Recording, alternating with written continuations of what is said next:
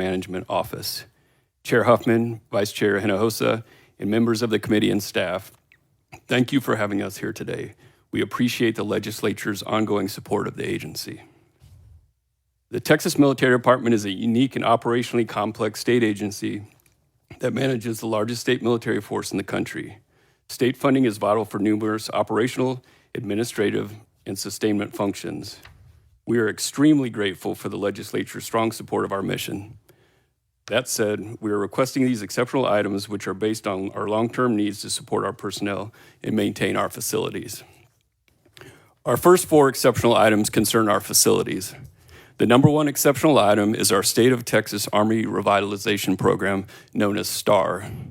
The STAR program addresses deteriorating armories that are degraded beyond routine maintenance, repair, and requires services for sustainment, restoration, and modernization.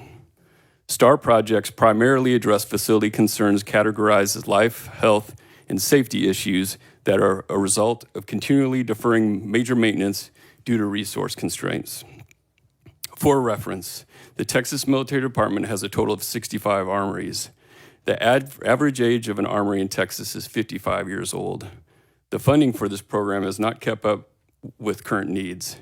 The legislature, through this program, has funded 22 Army revitalization projects since 2016. This funding request would provide funding for the design and renovation of 10 armories and the design of an additional 6 armories. We are requesting $124 million in this request. Exceptional item number 2 continues the needed upgrades at Camp Bowie Training Center. Many of the existing facilities at Camp Bowie are past their useful life. To fulfill the mission training requirements, Camp Bowie needs secure, efficient, and modernized facilities. The legislature provided $20 million last biennium that resulted in the construction of 3 barracks. And this next request for $34.7 million would pay for the construction of 4 barracks, a dining facility, an entry control point, and the supporting infrastructure for those improvements. The third exceptional item is a request for additional sustainment and operations funding, as well as critical roof replacements. 5 facilities urgently need roof replacements, the delay of which will likely cause increased damage to the facilities. We are requesting additional funding because the cost of routine sustainment and maintenance has increased faster than the rate of funding. Costs have increased in materials, repairs, utilities, and services. The increased sustainment budget will ensure that we can keep the facilities in a much higher state of repair throughout their lifespan. This request totals $19.3 million. Exceptional item 4, the East Texas Regional Armory, is a new concept that would move the Texas Military Department towards larger armories that house multiple units. This project will include resilient energy and water systems to increase mission assurance and allow units to operate from the site during major utility outages. The East Texas region has been without an armory since 2011 when the federal base realignment and closure process closed and divested them. This area has proven extremely susceptible to impacts of severe weather. This armory would create a staging base for operations in the area and serve as distribution node for the community. The request for this project is $98.4 million. Exceptional item 5 supports our state tuition assistance program. Prioritizing investment into the tuition assistance program for service members' higher education serves an effective recruitment and retention incentive and keeps Texas competitive with neighboring states. Since receiving funding during the last biennium, the popularity of this program has grown. In fact, there was a 278% increase in requests this past fall from the previous year. We are requesting an additional $15 million. The final exceptional item is a request to fund vehicle replacements for the agency. We are requesting $1 million to replace 21 vehicles. These vehicles have been identified as being beyond their useful life in accordance with guidelines in the Texas Government Code. These funds, which are normally in the base budget, were not included. In closing, these programs and projects are critical to ensure our agency can continue to support our personnel and protect our state and nation. Again, we appreciate the support we receive from the legislature. I'd be happy to answer any questions. Thank you, General. I have a couple of questions. Just I want to hone in a little bit on these border security numbers that were given to us by LBB. So according to you, there are approximately 4,200 still service members along the Texas-Mexico border under Operation Lone Star. Is that correct? So at current date, and we've just deployed the Texas Tactical Border Force, we have over 5,000 personnel on state active duty. Okay. Okay. Now let's But forward steady state is usually about 4,500 personnel. 4,500. Okay. So you say state active duty, and I know because it's really this. You're right when you said this was a very complex organization, because I got myself very confused trying to figure it out, and then my staff gave me this elaborate chart, and I'm not sure I understand it much better. But I do believe. Just correct me if I'm wrong. So the service members who are assigned to Operation Lone Star are under the orders of Governor Abbott has ordered them to the border. Is that correct? That's correct. But they are National Guard, correct? So our people that are currently on border are Air National Guard, Texas Air National Guard, Texas Army National Guard, and Texas State Guard.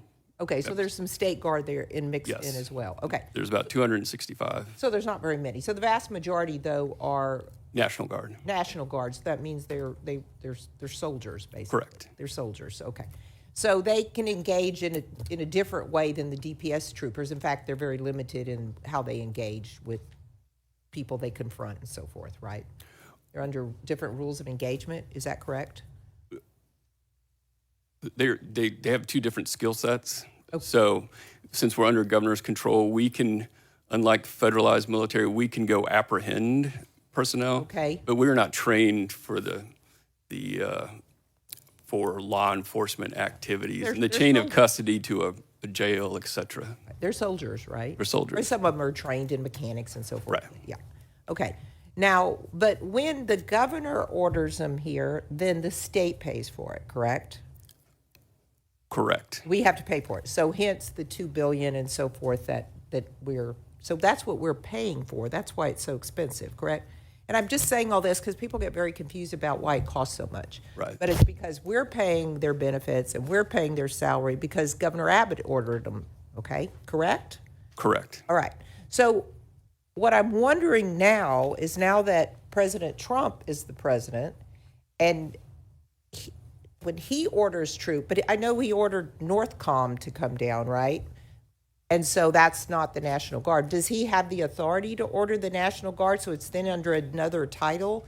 And when he does that, then if Governor Abbott withdraws his order, and I'm not saying this is going to happen, I'm just trying to save money, then the feds would pay for it. It's pretty elementary here, but am I asking the right question? But it's elementary here. So Yeah. there's really three statuses to think about. There's Okay. state active duty status, and that is the state of Texas pays, and we are under the control of the governor. Okay, and that's where we are now. That's where we are now. Okay. Then let's call it an intermediate step. There's a thing called Title 32, which is Title 32 of U.S. Federal Code. Right. That is, we are still under the command of the governor, but the federal government pays. Okay, because they're saying, we like what you're doing, we agree with it, and we'll pay for it. Okay. Correct. An example of that would be COVID-19 response. The federal government goes, hey, Yes. go do, but stay under the control of your Yes. governor and Okay. do things in your states. Then status number 3 would be if we were federalized, and that's Title 10, where we'd be paid for by the federal government and under the control of the president and not the governor. Okay, so some of that, we'll just have to kind of wait and see how things develop, correct? But I just put that out there because it's a lot of money. And, you have requests for, this armory and that, which would all be a lot easier to do if we weren't spending $2.5 billion, to house folks. And because that's what really costs so much is paying the soldiers' salaries, but it's also housing them, feeding them, paying their benefits. And, I've received some complaints. I guess they don't get time towards their pension when they're on state time, correct? That's correct. Yeah, they're not happy about it, but there's nothing we can do about it because that's a federal, yeah. Right. Deal. So, because when they're in this status, they're not in a federal status, so they don't get time towards their federal pension. Yeah. Also in this status, they're temporary state employees, so they don't gain any kind of state employee pension Right. as well. Yeah. So it's very convoluted, but there's a lot of issues that are involved. So I wanted to highlight that again because it is so much money. Isn't it a couple of $100 million a month almost? Yes. Yes. Yeah, it's about 1.1 billion a year. So Yeah, right. It's a couple of just to keep this going. So that's why I'm supportive. I love what you do. We had to do it. We were in a crisis emergency situation. I don't have any problem with it.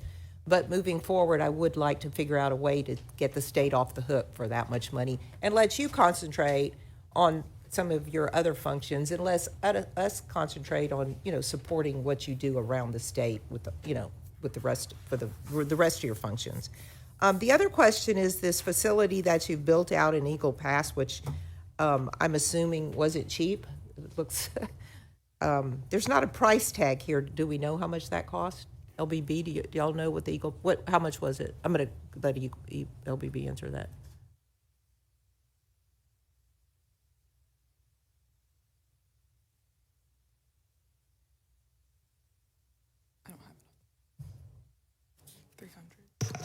It's approximately 140 million Okay. paid for from the governor's office. Okay, so the governor's office at 140 million on that. and so for clarity, though, I mean, that is not what it costs to build it. Okay. That includes all the wraparound service, et cetera, for the last bunch of months. So Okay. Would it be something we could lease back to the feds, or could DPS use it for training? I mean, do we think that there'll be a state use for it? we're under a service contract for that because we don't know where this is going. So we want to be able to turn this back. We don't want to have the state of Texas owe something for perpetuity. Okay, So we that's can good. turn Thank this you. back over in the service contract, essentially. Yeah, okay. And those are just kind of my main questions. I just wanted to highlight the large expenditure that was, and how who was doing the work and who was getting paid and how. Okay, who was next? Nichols or Zaffarini? Senator Nichols. Ladies first. Oh, Okay. I'll take it. Sir, given the recent federal actions and federal policies that have been announced, have they changed your rules of engagement for your personnel who are along the border in any way? No, ma'am, it's had no effect on what we're doing. We're still under the current rules of engagement. There's no announcement that has been made that you believe might change your rules of engagement?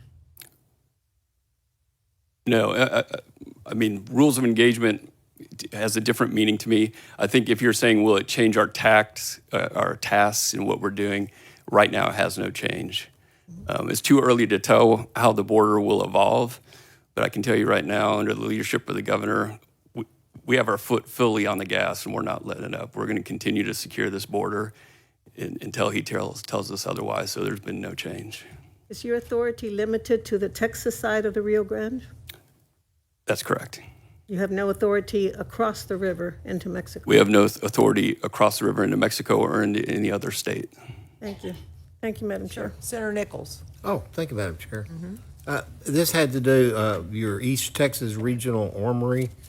The previous armory was shut down and divested in 2011. That's over a decade ago. And I keep seeing the word disasters, emergency response for East Texas, all over this thing. You also talk about the number of hurricanes and stuff that hit the area you're talking about locating. How much study have y'all done on that? Or do you just pick a spot because that's where it used to be? Do you want to handle the pre-work we did on that? Good evening, sir. Thank you for your question and thank you for your time. We do a lot of analysis on what are the factors for where we need to site a readiness center as part of our facility portfolio. Like we said, we had 65 of them throughout the state. That East Texas region, we lost that armory that was located in Jefferson County due to the base realignment and closure analysis that the federal government DOD did in 2005. Took about 6 years to get through the process and divest it because the federal government goes very quickly. It took that long to get rid of it. But since then, we have not had a facility in that region of Texas at all. When you So- refer to that region, how far north and east Texas do you consider? Well, I think we would call it the Gulf Coast, basically, for deep East Texas, from the Louisiana border over probably to south of Houston. In that area, we don't have a facility yet. We have deployed folks there. So if you're heading north to the Rio Grande, what's the closest armory? North from Beaumont. Well, you're talking about going from the Gulf of America, I guess is what we call it, Yeah. going north to the Red River. You have where we used to be in Beaumont, and going north, where's the next one? Visualizing, we would probably be Tyler. Is there one in Tyler? Yes, sir. Okay. The reason I asked, because it's talking about a regional deal, and over in a different part of the budget I was looking at, Tatum is looking at creating 7 regional disaster centers to Yes. coordinate. Is that right? Yes. Yeah. Have you done any coordination with them whatsoever, since this is all emergency? We have ongoing coordinations with Tatum. We have not specifically discussed with them this facility, but that contingency operations building that's in the concept of this It kind regional of makes site. sense to me that if this is going to be a disaster thing, and what they're trying to build is a disaster regional get a snack. deal, I'll be right that there ought to be some kind of coordination. Absolutely, sir. I And would think to be somewhat beneficial if I totally agree, and I think we can absolutely continue. And the I was- synergy of the whole thing. All We right, could continue that conversation with Tatum. We do have a land agreement with Jefferson County for the area adjacent to the Jefferson County just- Airport. 'cause they're Recommend looking you for a talk to spot. They're Tatum looking as for a well. spot. Yes, sir. All right. Thank you. Just a Okay. Suggestion. Thank you. Okay, that's all the questions we have. Thank you all very much. Thank you, General, Thank you. for the work you're doing. It's much appreciated, and thank you. Thank you. Yes. Okay, now we're going to move on to the Texas Commission on Fire Protection, LB presentation on budget. Corey Sharp. Hey, Corey. And Mike Wisco, Executive Director of the commission. You can come on up and get a seat. We're moving along, getting there. We have, what?